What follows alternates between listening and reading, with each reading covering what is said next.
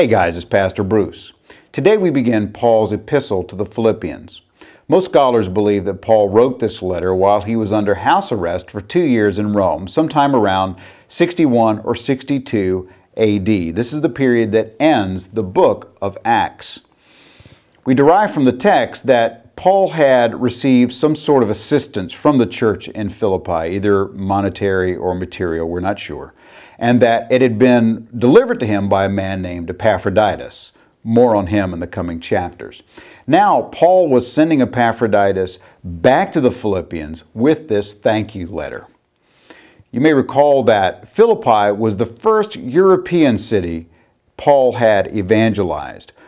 Luke writes about this in Acts 16, verses 11 through 40.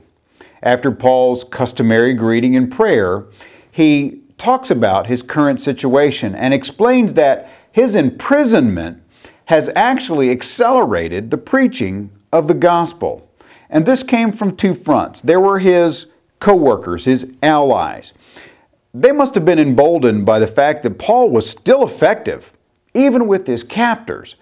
But I've got to think that they also were realizing that with Paul out of the equation, at least for a while, they were going to have to step up their game. The other group that was pushing forward were Paul's rivals.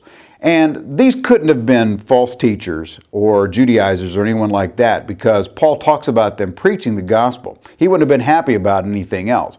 But he makes this amazing statement that it really doesn't matter to him whether it's his guys or the other guys doing it. As long as the gospel of Jesus Christ is being spread, he's great with that.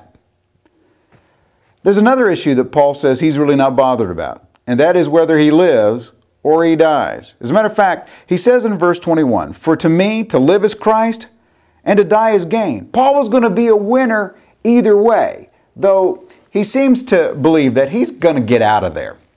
He ends this chapter, though, by encouraging the Philippians that whether he comes to them or not, they need to keep moving the gospel forward. He writes this in verse 27, "Only let your conduct be worthy of the gospel of Christ, so that whether I come and see you or am absent, and may hear of your affairs, that you stand fast in one spirit, with one mind, striving together for the faith of the gospel."